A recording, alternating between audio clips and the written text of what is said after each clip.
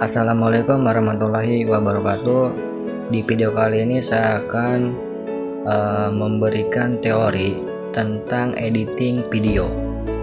Editing video adalah proses manipulasi dan pengaturan pengambilan gambar video. Pengeditan video digunakan untuk menyusun dan menyajikan semua informasi dalam format video.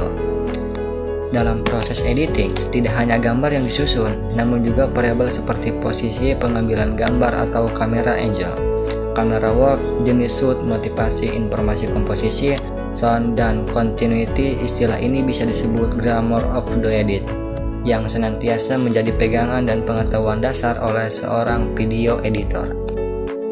Nah, di sini ada beberapa istilah yang perlu diketahui oleh seorang editor dan penjelasannya. Yang pertama ada motivasi. Dalam pembuatan suatu film, kumpulan gambar seperti jalanan kota, gunung, laut, awan, dan sebagainya seringkali ditampilkan sebelum gambar utama, subjek, atau objek. Ini bertujuan sebagai pengiring dan penjelas dari gambar video selanjutnya. Selain penggunaan gambar, motivasi dapat juga dalam bentuk suara, misalnya suara telepon, air, ketukan pintu, langkah kaki, dan sebagainya. Motivasi dapat juga berupa perpaduan gambar atau audio. Nah, yang kedua ada informasi. Dalam setiap gambar yang dipilih untuk ditampilkan biasanya akan memberikan suatu informasi yang ingin disampaikan oleh pembuat video, pengertian informasi kepada penonton. Sebab itulah selain sebagai sarana hiburan, sebuah video juga bisa menjadi media penyampaian dan komunikasi karena di dalamnya terdapat banyak informasi yang disampaikan. Dan yang ketiga ada komposisi. Komponen yang penting bagi editor adalah pemahaman tentang komposisi gambar yang bagus untuk disusun. Gambar yang bagus biasanya memenuhi standar yang sudah disepakati atau sesuai dengan kamera raw. Yang keempat ada continuity. Continuity atau kita sebut saja dengan kesinambungan adalah suatu keadaan di mana gambar satu dengan gambar sebelumnya saling berkaitan. Bagi seorang editor, fungsi dari continuity adalah untuk menghindari adanya jumping atau adegan yang terasa meloncat, baik itu pada gambar atau suara.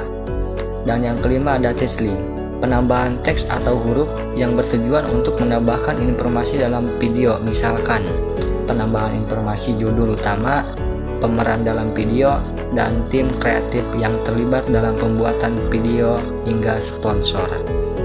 Dan yang keenam ada sound. Sound atau suara dalam video editing dibagi menjadi beberapa jenis menurut fungsinya sebagai berikut. Yang pertama ada original sound atau suara asli. Semua audio atau suara asli dari subjek atau objek yang diambil bersama dengan pengambilan gambar atau visual. Dan yang kedua ada atmosphere sound, merupakan suara latar atau background yang ada di sekitar subjek atau objek yang dapat mendukung gambar. Suara ini bisa diambil langsung bersama original sound ataupun diambil terpisah dan disisipkan dalam video saat diedit. Dan yang ketiga ada sound effects, merupakan suara yang dihasilkan dan ditambahkan ketika saat proses editing berlangsung. Bisa dari baik menggunakan file original sound maupun atmosphere. Dan yang terakhir ada yang keempat, musik illustration, merupakan suara dalam bentuk bunyi-bunyian atau nada, baik itu secara akustik maupun elektrik yang dihasilkan untuk memberikan ilustrasi dan kesan tertentu pada video, sehingga emosi atau mood ikut dirasakan oleh penonton. Nah, jadi itu adalah teori tentang editing video. Jadi sebenarnya sih kalau misalkan kita untuk belajar mengedit, persoalan utama itu bukan dari aplikasi apa yang kita gunakan dan alat apa yang kita gunakan untuk mengedit. Soal utama itu tergantung ide dan imajinasi kita yang bagus gitu.